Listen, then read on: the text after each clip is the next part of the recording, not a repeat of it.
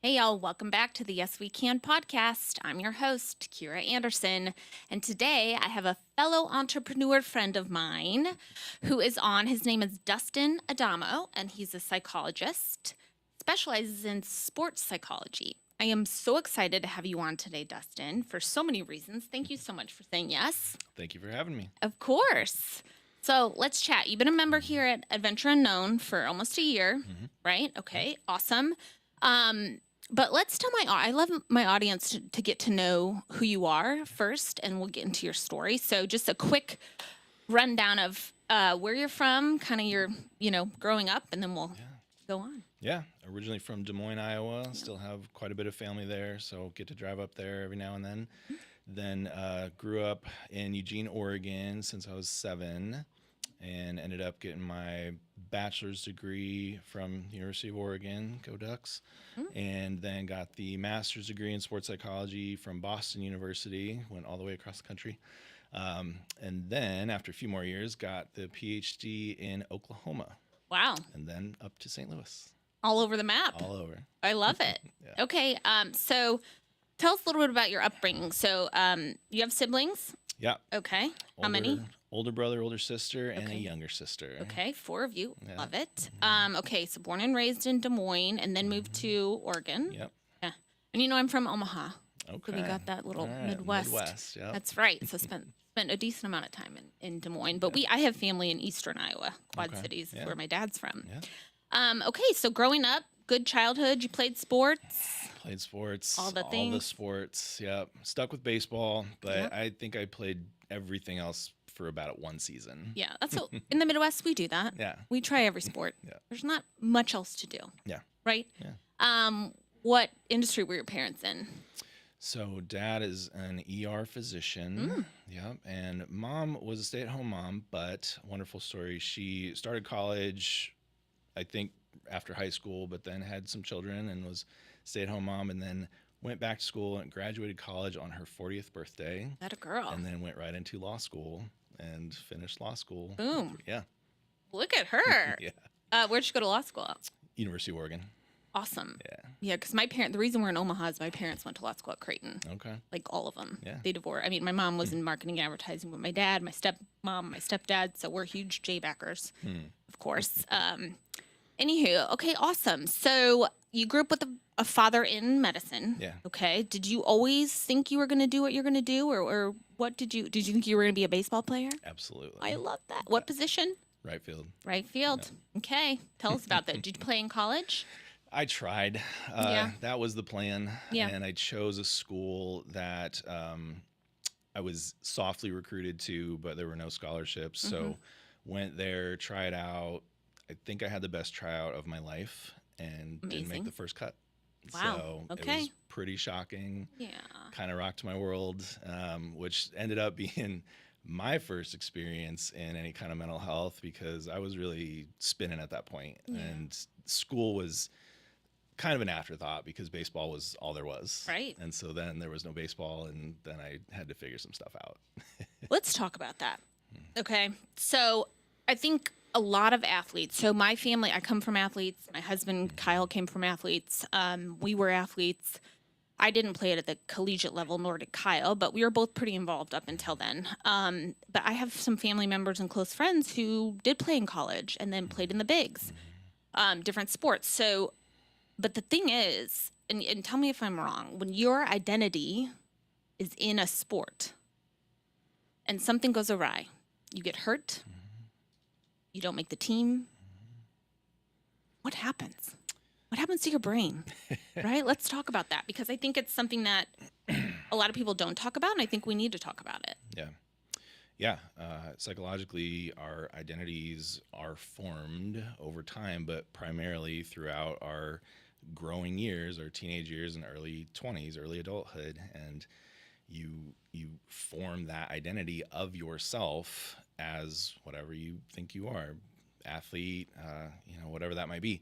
And certainly when those careers extend into your 20s, 30s, 40s, even for non-athletes, and then all of a sudden it's not there, it's really hard to have a clear sense of who you are, what your purpose is in life anymore. I mean, even as a parent, as a spouse, when those things are suddenly gone, that was sort of your focus of being for so long. And your identity. Yeah, it's difficult. It is difficult. And you see it again and again. I mean, I'm not going to name names, but I have family members who, were the all-star athlete, in every way and get hurt.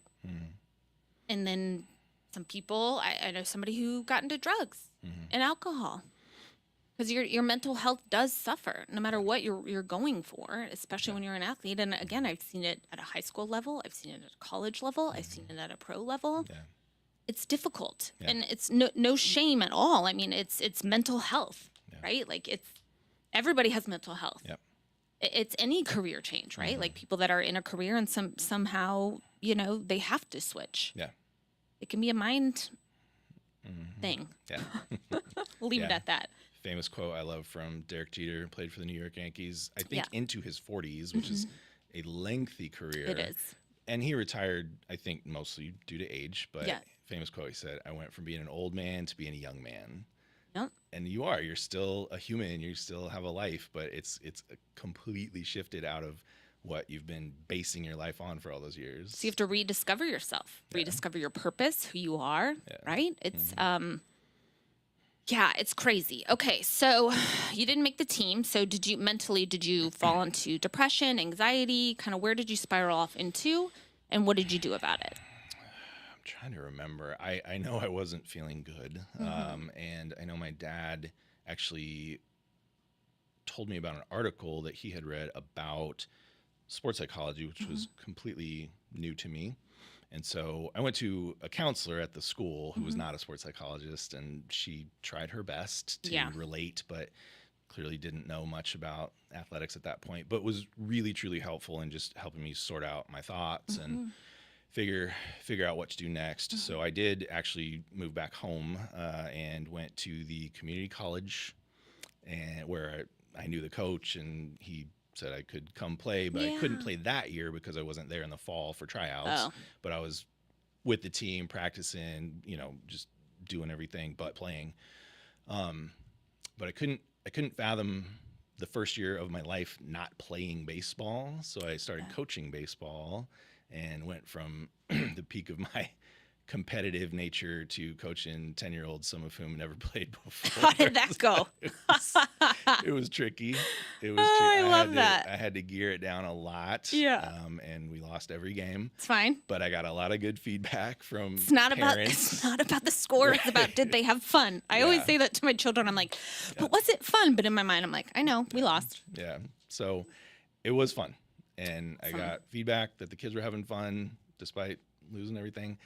And come next fall, went to try out for the team and was doing fine. The community college team. Yeah.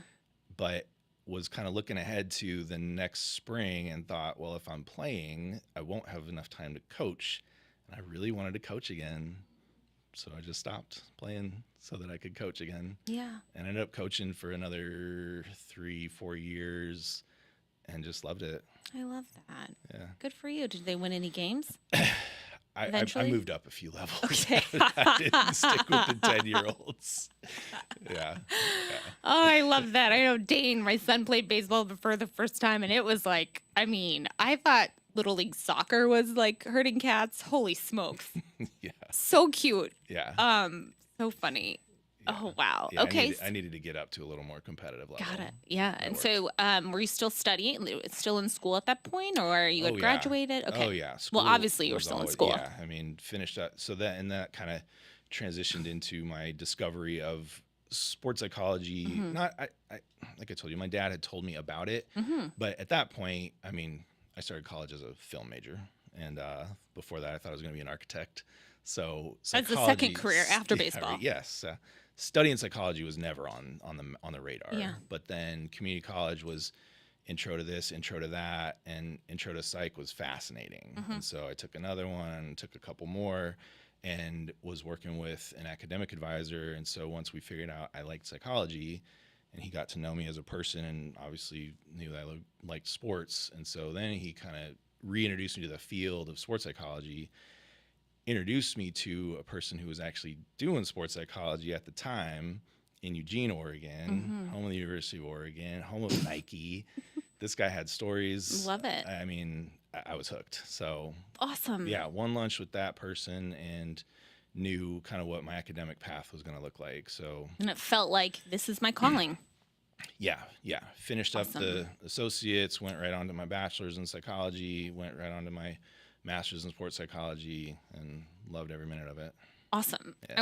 I wanna stop here too and let people know community college, in my opinion. So I went to a 4-year university, a state college, and loved it. Had a great 4 years. But community college, for those of you that are going to community college or thinking about getting into college, there is no shame. And I recommend it to some people. Go and get your basics done there, right? Yep. And figure out what you want to do. Yeah. Because when you go to a big university, totally fine, right? No matter where you go, but you go and pay big university prices to take the same classes you'd take for a fraction of the price at a community college. By the way, community college, you get some great grades there. You can get into probably even better schools, Yep. right? Scholarships, that kind of thing. If I were to do it all over again, I probably wouldn't do it because I loved my college career. But I want people to know that like going to a community college is 100% okay. Yeah. Get your foot in the door, figure out what you're interested in, Yep. right? Save some money, Yep. and then Yeah. I felt the shame at that point in my life. yeah, I could see but it in your face. Yeah. It was like high school 2.0.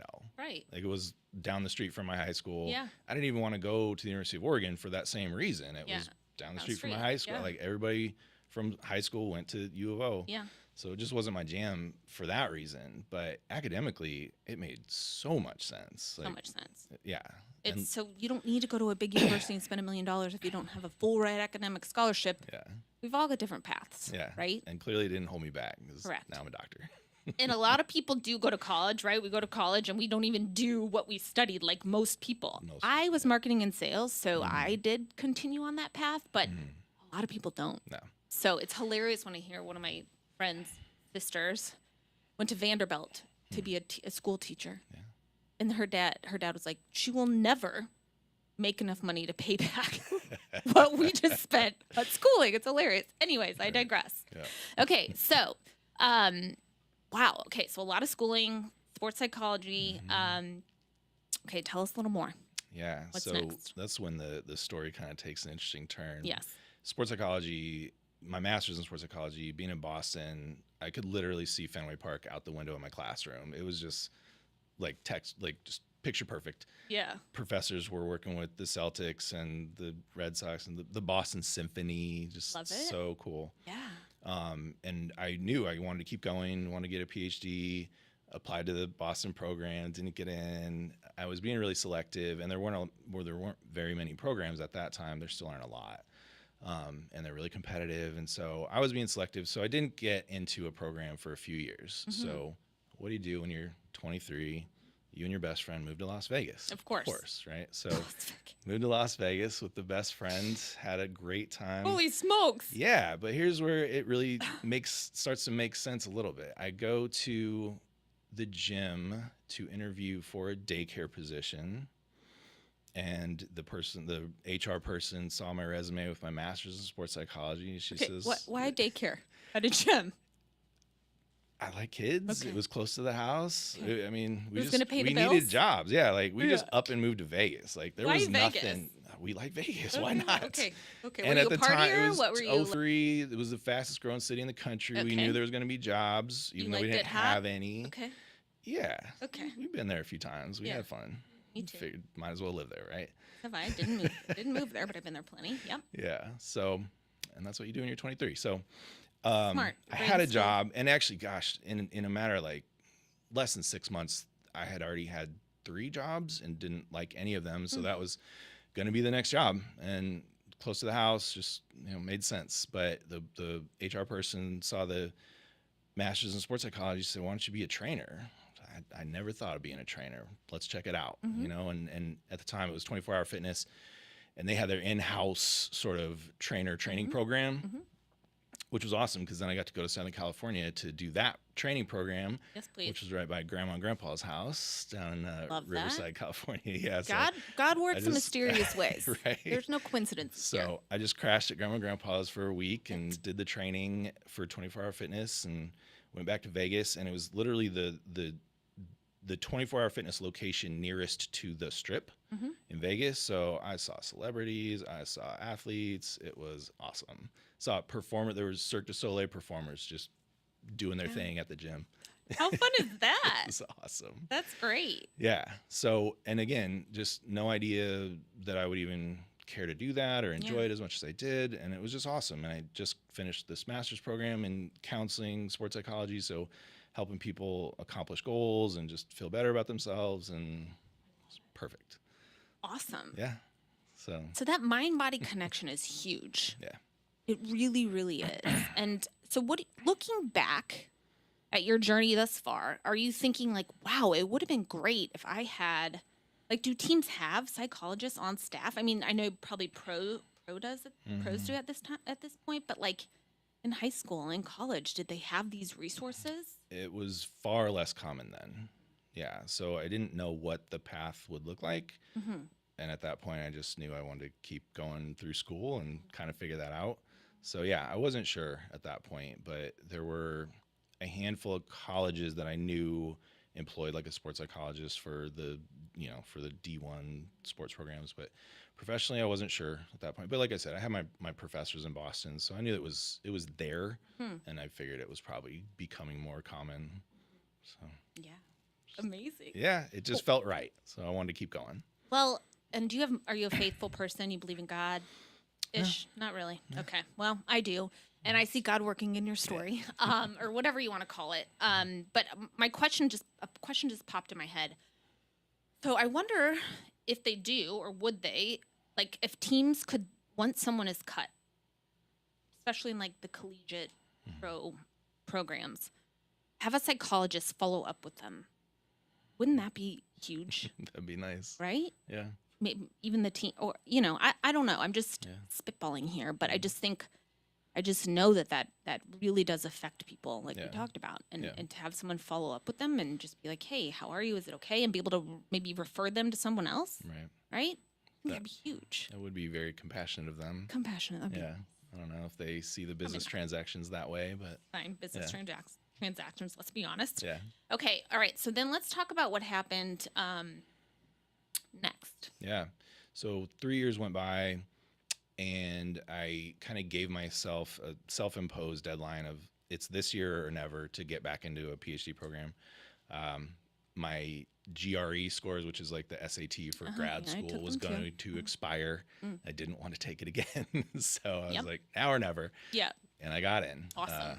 So got into a program at the University of Oklahoma. Okay. Never saw myself going there, but why not? Never say never? Yeah. Actually, I got into another one in Arizona, and just between the two, Oklahoma felt right. So cool. Went there.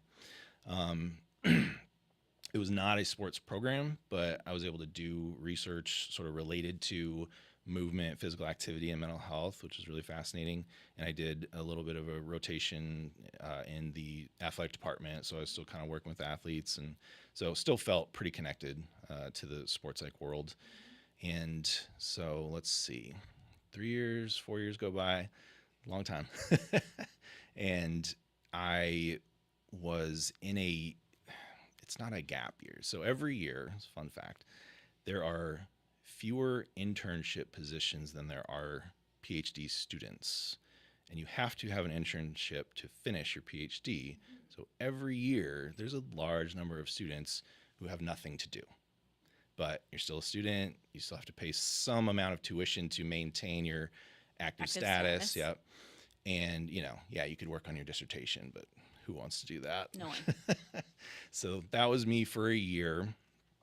Even though I was a student in Oklahoma, I went back to Oregon, lived with my best friend from Vegas who was back in Oregon. Love it. Yeah, it's great. Had a really good time. Was still a personal trainer. Yeah. I had been a bartender through my PhD program, so I was just working, training, having fun, my best friend, and really hoping that I got the internship the next year. so that I could finish everything. Yeah. Right. So that happened, thankfully, and coincidentally got my internship at the University of Oklahoma, which is completely coincidence. Okay. That doesn't usually happen. Like Got it. everybody else in my program was from Kansas and Minnesota and just totally different places, but I got to stay right where I was, which was Awesome. nice.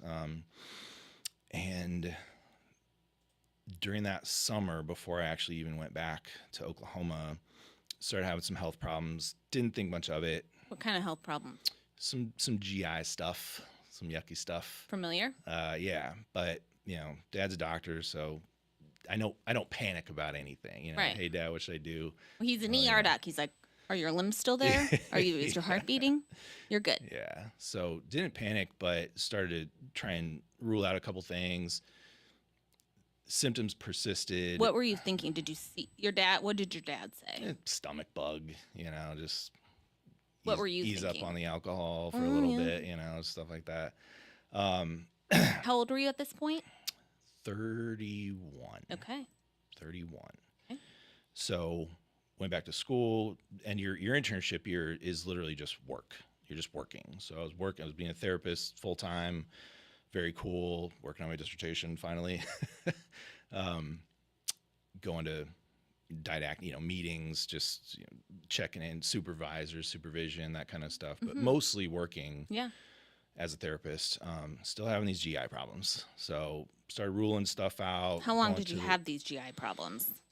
From summer, I want to say it was right after my birthday. So probably June into the school year. I remember there was a football game and I was on a new medication to rule out something stomach related. And did you go see your doctor or so just I was rely at on your the father's? student health center. Okay. Yeah, student health center. Yep. Thankfully, I had the student health insurance.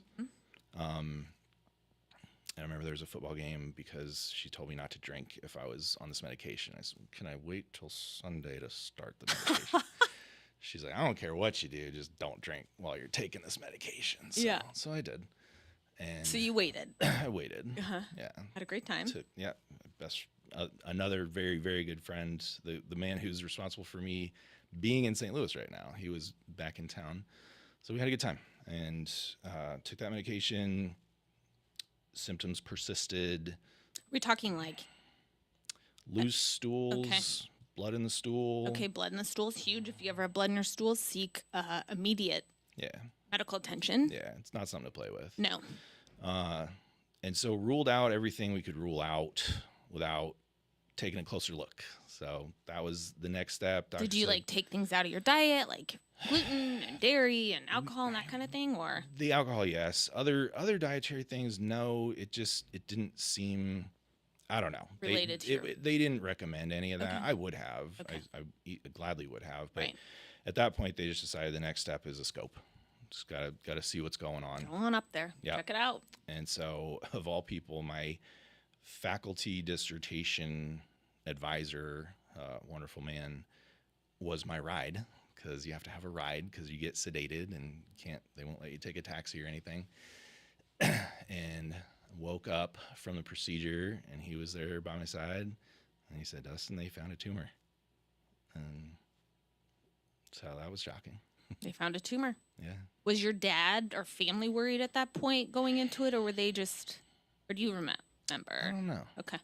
I know it had gotten to be, it was right before Thanksgiving. So that had been going on for a while. And Dad certainly was aware of everything. And I mean, he knows enough to know that that was probably an issue at that point. So, and of course he said, "Yeah, you go get a scope." So, Expect what you expect. yeah. Okay, so you wake up. Your mentor, whoever it was, said, "By the way, it's a tumor." Yeah. What goes through your head? I think this. I think you don't know what to think. Going into the procedure, were you worried at all? Or were you just like, let's figure out what it Honestly, is? after that long, I mean, we're talking June, July, August, September, October, November, 4 or 5 months. By then I knew it was something. And by then I think I was just ready to figure it out and get going. Correct. Yeah. Yeah. Okay. So were you like What kind of tumor? Do you have to take a biopsy? Were you thinking cancer at this point? I think I just heard tumor and I thought cancer. Yeah. I think, again, it had been clear that something bad was happening. Mm-hmm. And, I've had this experience with many clients over the years. You almost feel better knowing what it is. Of course. Now you know what you have to do next. Correct. Rather than the ambiguity of, I don't know what's going on. I don't know what I have to do. Right. So there's that little piece that feels better knowing, okay, now we know. Yeah. Yeah. Okay. So what did happen next? So it was right before Thanksgiving, and I actually had plans to be in Iowa with my family for Thanksgiving. My dad was ready to put me on the next plane to Oregon, where he knew all the doctors. Smart. Yeah. And I said, Dad, I was planning on being in Iowa with family for Thanksgiving, and God forbid it's my last one. I'd kind of like to be there. And so Dad agreed to let me delay for a couple weeks to go to Thanksgiving in Iowa. What did the doctor that did the scope, what did they recommend? This was in Oklahoma, correct? Yeah. What did they recommend? What were their recommendations? I think next steps, just logically, I think would have been like the biopsy and everything, or if they hadn't already taken one during the scope. I'm not sure, honestly. That was a blur. I mean, Yeah. Being in my last year of school, trying to hammer out my dissertation. After you literally have been in school for decades. So long. So long. I mean, I'm not kidding you. It had been, I always did well in school, but I never liked it a lot. Clearly. And I had once I knew, okay, it's going to be grad school and a PhD, I was like, I want to be done by the time I'm 30. And I had that gap year where I didn't have my internship. I'm like, gosh. So then I was going to finish before my 32nd birthday. And I was like, okay, fine. I was 32. Close enough. Had you met your wife at this point? No. Okay. Yeah.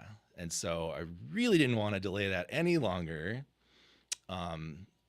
And fortunately, again, I think a benefit, just blessing of being at Oklahoma, where I had already been for all those years, but I was coincidentally there for my internship. I mean, again, I think God works in mysterious ways. Yeah, the universe. And everybody was so compassionate. Like, they'd clearly seen me working hard, having that gap year, and so they did not hesitate to let me take whatever time I needed for treatment and then just extend my internship, which is only supposed to be 12 months. That's awesome. Everybody's on this 12-month track. Yep. And the day after that 12 months and the next group comes in for their 12 months. Very competitive. I mean? Yeah. And so the fact that they were just like, take whatever time you need, you get to finish up when you can. Ugh, I love that. Yeah. There are some good people out there. Yeah. Okay, so you go to Thanksgiving in Iowa. Yep. Were you still having symptoms? Obviously. Yeah. And then Dad, of course, insisted I was on the next plane to Oregon. And so once Thanksgiving was over. Yeah. So got to Oregon. Dad and his wife were just incredibly gracious. Because your parents divorced. Yeah. At what point? Parents divorced when I was 15. Okay. So your mom was in Iowa, Dad was in Oregon. Yeah. Got it. Okay. Yeah. I have 2 homes. Now I have 3. I love it. And Dad's wife had set up the guest room, just could not have been more comfortable. I love that. It's amazing. And so I think the first round of treatment was oral chemo. You got right in. Yeah. What was the stage? What was the size? Do you have any details about that? Do you remember? Stage 3. Stage 3. Okay. Yep. Just one tumor hadn't metastasized. Correct. Yeah, they said it was pretty big. But how big? Remember? somebody said softball. That seems impossible. I mean, maybe it was a baseball. I don't know. Well, consider a baseball player. Yeah, right. Anywho, got it. Big. So in Oregon, so the first round of treatment in Oregon was oral chemo and radiation to try and shrink it before surgery. That, I want to say, was 6 weeks. Once a week? And radiation was, I think, 5 days a week. Holy smokes. Yeah. And man, they know their stuff. Doctor was like, thank goodness. In about, whatever he said, 10 days, then you're going to start feeling some irritation going to the bathroom and like clockwork, man. Yeah. It was irritating. But finished that up, and then I had to take some time just to kind of like heal from that before surgery. So I got to go back to school. During the healing time. Yeah. Holy smokes. Yeah. Okay. And I, just my nature, I felt worse letting people down. Like my cohort, we have this small group who, like I said, it's your last 12 months, you're finishing everything. And of course we have these projects that we're working on as a group, and I had my role in that project and didn't want to drop the ball. But of course everyone was, we got you. Correct.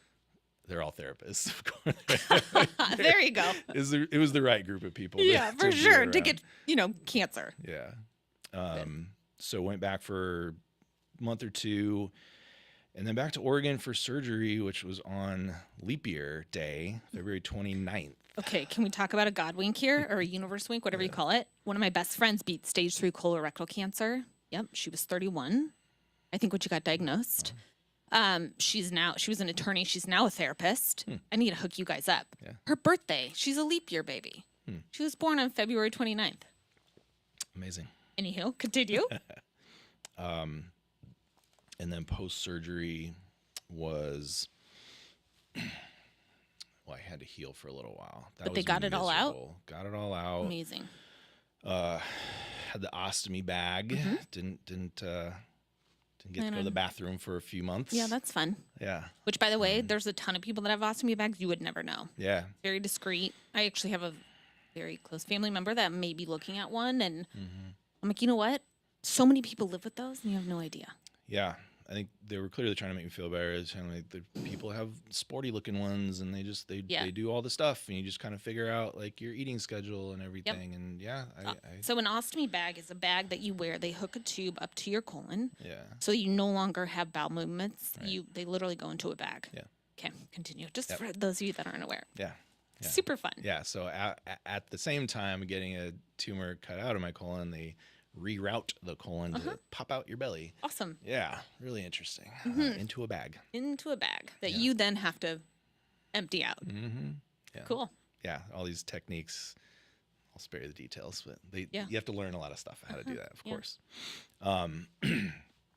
So back to school with my ostomy bag. And I had this second team of like oncologists and surgeons in Oklahoma, just so that I could be there. And I had to get a port cath installed. That happened in Oklahoma, just so that then when I got to do my IV chemo, which was post surgery, they could just hook that up. And so I had doctors there, and they said I wouldn't have to have the bag permanently, and so I could not wait to get it out. I'm sure. And I was just, politicking to get it out ASAP, and the surgeon was like, "No, man, it needs time." So I want to say that was 3 months that I was wearing that, and finally got it off, thankfully, and everything's working just fine. So didn't have to live with that. But yeah, I know people do, and I know it just becomes part of your lifestyle, and it's manageable. It is. Yeah. It saves your life. Worth it. Yeah, absolutely. Yeah. So then it was just IV chemo while I'm finishing up my dissertation. I was at the infusion center, just chairs like this, rows of people just with your IV chemo. I'm there on my laptop just typing away, and wow. I had to get it done. I was not going to stay any longer. Had to get it done. So just did you feel horrible with chemo, or? Yeah. Yeah. Yep. Do you remember what chemo it was? No. Okay. Doesn't matter. Yeah. This was a thing, and I'll tell you more about it at some point, but I was very passive in all my treatment because I believe you. I had a team. Awesome. And I let my team do the work. Dad found the people. One of my best friends, best man in my wedding, is a clinical pharmacist. He figured out the drugs. He didn't do it, but he's like, "Oh yeah, that's good. Oh yeah, watch out for these side effects." Awesome. I didn't have to worry about it. My sister did the research. She's just that kind of person, and I had support, as much support as I could hope for. So happy to hear that. I just said, when and where. I I'll didn't be worry there. about it. Do it. Did Yeah. did you alter your diet at any point? Like did they have you do like any sort of special? Mostly just because like on the chemo, cold stuff is bad. Like you just get these needles. So that was the biggest shift. But I like to cook. I like to cook healthy food. I didn't have to change much. Awesome. I really didn't. Well, if you already ate healthy Yeah. and no more alcohol. No alcohol. Snuck it in every now and then, but I mean, I felt better not drinking. I felt Surprise. I mean, yeah, weird, right? I mean, during the times when I was in Oregon and I wasn't going to school, I wasn't working much on my dissertation either. I would just go to the gym for 2 or 3 hours. You know, if I wasn't super fatigued, or I would go to the gym and then go home and take a nap. Like that was my day. You know, chemo, radiation, gym, nap. Go to a movie every now and then. So, yeah, that I think was that weird. helped mentally. I think so. Bingo. That felt so good. Yeah. Bingo. Just all the time I could want to go to the gym and stretch and go in the sauna and just do all the stuff you never have time for, you never make time for. Yeah, felt really good. Awesome. The surgery So, out, follow-up chemo. Surgery, IV chemo. I think that was 8 rounds, 16 weeks. So a week on, week off. Yep. I was still working as a therapist during my weeks on with like a belt bag, like chemo pump on. I don't think anybody saw it. I don't know. I was wearing loose shirts at the time. Yeah. I just tried to tuck it in, but Wow. yeah, I had to get it done. At what point did you get the ostomy bag out? I think it was 3 months post-op. So Okay. February, March, April, May, ish. And then just trying to finish up. So then, yeah, at that point in the summer when my original cohort were all done with their internships, and then the next cohort came in, it was like we already knew each other. Because again, just a room full of therapists, and everybody's just kind-hearted and Tight-knit community. just very, very kind people. Awesome. And I ended up rooming with a couple of them. I had been rooming with a couple, and then one stayed in town, so we got to continue as roommates. Even though I wasn't going to be there for the whole year, she basically just gave me her spare room just because I had a couple months left to finish up. Wow, you had an awesome team rally around you. Yeah, That's amazing, yeah, Dustin. I That's was awesome. fortunate. So then it was September. In the month of September 2012, I finished chemo, finished my dissertation, defended my dissertation, finished it, and finished school. Awesome. 1 month. Did you get the ring the bell? Oh yeah, Awesome. yeah. The best September part was 2012. running across campus. You gotta take your paperwork to 4 or 5 different offices, Yeah. and get the stamps, and make sure that was the best workout I ever got right there. Just running back I and love forth. that. Awesome. Yeah. Amazing. So then what? You graduate. And what's next? Graduate, and like I said, the man responsible for me being in St. Louis was a classmate at Oklahoma, but he finished that year ahead of me because he didn't have that gap year. And Also didn't have cancer. didn't have cancer. And him and his wife were originally from St. Louis, so they were right back here, the day he finished school. And so he already was working at the group practice, Family Life Counseling in O'Fallon, Missouri, and essentially got me an interview there. And the only thing I knew for sure was that I wasn't going to stay in Oklahoma. Just wanted to get out of there. Little bad taste in my mouth. So had the interview here, got the job. Moved on up. October. Did you interview anywhere else or to I had one other interview in California, which had I gotten it, you would have been there? I'd be. Yeah. California, just yeah. Same. Yeah. But got the job here. Lovely place, lovely people, locally owned practice, just supportive. I mean, to no end, and worked there since until I opened my own practice, December 2024. Wow. So you were there, what, almost 10 years or 10 years? 12 yeah, years? yeah. Okay. Yeah. How were you mentally through? I mean, I guess you were probably just in go mode, right? Like you probably didn't even have time to think about what ifs or. Yeah, because then you finish school and you still have to put in a bunch of time. It's like a medical doctor doing residency.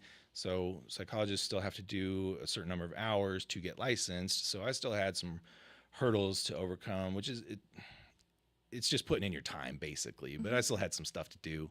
I was still at that point still considered a cancer patient, just sort of post-op and everything. And so I was still going to Siteman and had a whole new team of doctors here and doing all that. But by then it was just 6-month checkups, which then became annual checkups, which I think after 5 years, they essentially discharged me, which felt great.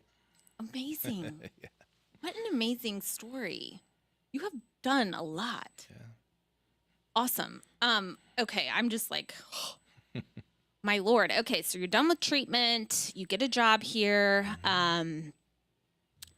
Quick question: Did you have family history of cancer at all? No. Okay. Yeah. Everybody asks me why. Well, because 10 to 15% of cancers are genetic. Yeah. Okay. So then, I want to hear how'd you meet your wife? Yeah. So I don't know how much of that I can actually tell. Whatever you want. We met through work. Okay. But not working together. Sort of an agency that I worked with part time. So we met that way. Okay. And then found one another online dating. Before it was creepy. Necessary evil if you're single these days. For sure. Yeah, absolutely. So is it an app or a website? Did you like do a whole? I think it was still a website at that Okay. point. Yeah. Uh-huh. Yeah. Now it's just an app. Yeah. Yep. Okay. Love that. Yeah, so she was living in St. Louis. Yeah, she's born and raised local. So Awesome. now I have family here, and now we're planning. We got 2 kids, and Yep. yeah. And how old are they now? 3 and 6. Oh, I love that. Little Lot of fun. boys. Yeah, 2 boys. I love that. Okay. of So fun. after you left the group practice, Yeah. what did you decide to do? What are we doing now? So even back in school, I knew I wanted to do therapy. A lot of PhD programs kind of set you up for doing academia, doing research, doing teaching. That was never my interest. I always wanted to do therapy. I always wanted to connect with people. Even going through all my treatment, I was astonished at how bad the medical staff's bedside manner was, and just super clinical and not very personal or caring. And yeah, I even put together like a curriculum for medical students to learn a little bit about psychology and emotions. And But if you think about it, those that are scientifically driven, like their brains work differently, right? Yeah. Like they don't oftentimes have the soft and cuddly side, right? Right. Yeah. And the research was fascinating. I really dug into the existing research, even stuff like the technology in the room has an impact on patients' healing and stuff, and just how many wires you see hanging around your bed. Like, yeah, it matters. And as does the attitude of the nurses coming to change your bags in the middle of the night. 100%. 100%. Anyway, so I knew I wanted to do therapy. And so even in school, I was asking my professors, like, when do we learn about having a practice? And they just kind of brushed that off. Well, Figure like the it out. business side of things, right? Yeah. So Small detail. So being at Family Life Counseling was also very educational, just kind of seeing the ins and outs of running a group practice, and just it's fascinating. So just I knew I wanted to do it at some point.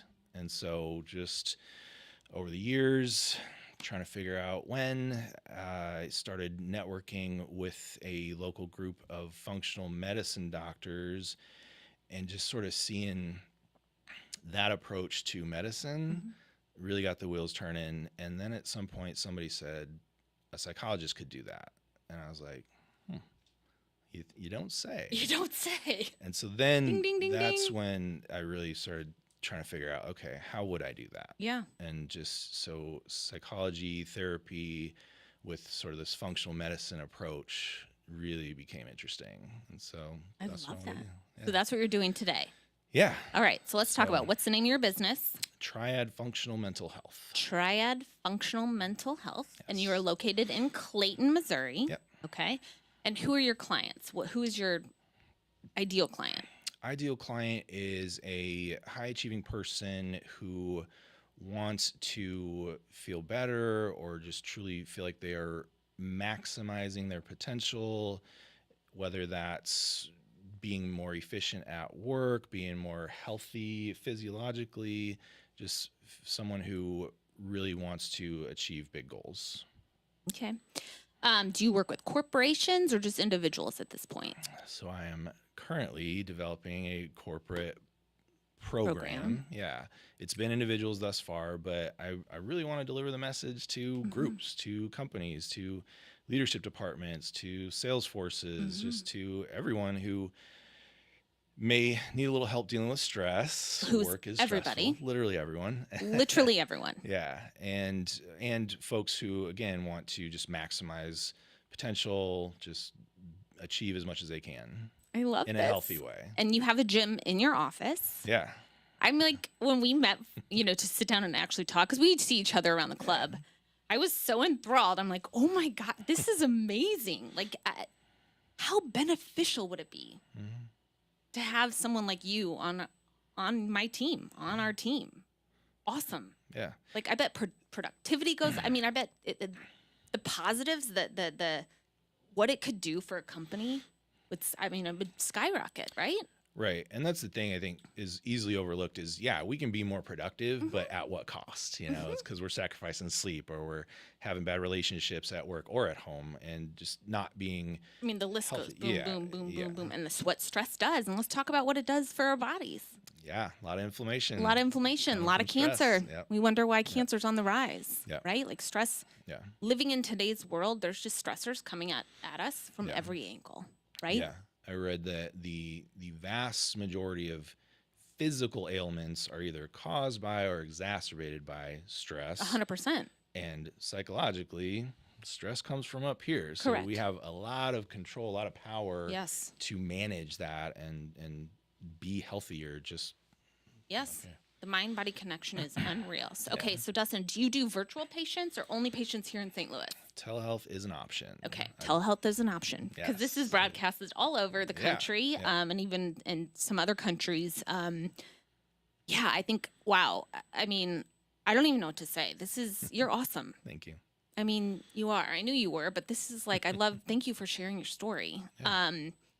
I have so many questions. Now, do you do nutrition and that type of thing with people, or do you refer out for that? Yeah, so that's the Tryout. The Tryout is I'm a licensed psychologist, certified personal trainer, and a certified nutritionist for mental health, which I didn't know that existed, but when I started this journey a couple years ago, I found that, and I was so excited. I was like, yes, I can do all three. This is amazing. Yeah, so I do that as much as nutrition can apply to mental health. Yeah. I clearly know my limits. If someone needs a specific diet, that's a job for an RD. Yeah. That's not me, but I think I also have the knowledge to kind of know when that should happen. Yeah. If that individual maybe hasn't figured that out yet. Oh my gosh. I've got some people I want to hook you up with. I'd love to help. Gosh, I feel like we could talk forever. This is awesome. Yeah. I'm just so thrilled that you came on the show and shared all this information. I think it's so important.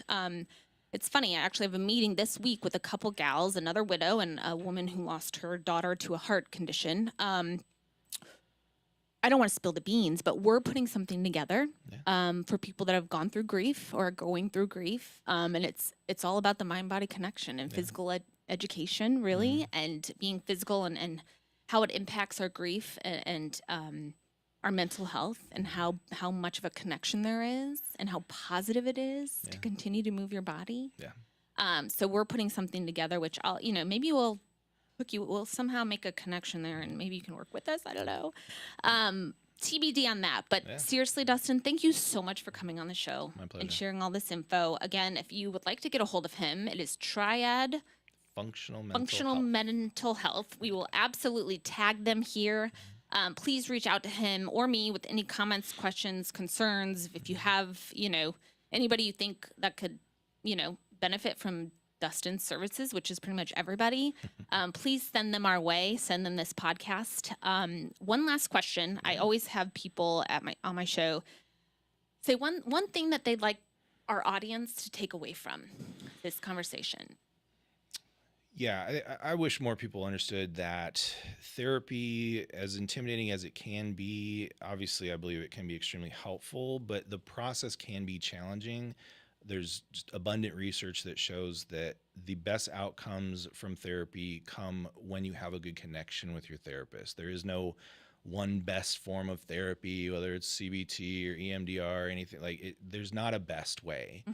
The best results come from when you like your therapist, which means you might have to try a few on and see how they fit. And that can be frustrating, but it's worth it. Please keep trying. Absolutely, yes. If you do not click with somebody, find someone else. Now, do you take insurance or no? I do not, Okay. but I can take HSA and FSA payments. Awesome. Yeah. And can also issue receipts so you can submit it to your insurance. Yes. A lot of therapists are not taking insurance anymore. In fact, I don't think any of mine are. It's moving that way. Yeah. Unfortunately. Unfortunately, medicine as a whole is. Yeah. So don't let that scare you either. Without your health, you have nothing else, and mental health is health. So thank you again. It was a pleasure having you on.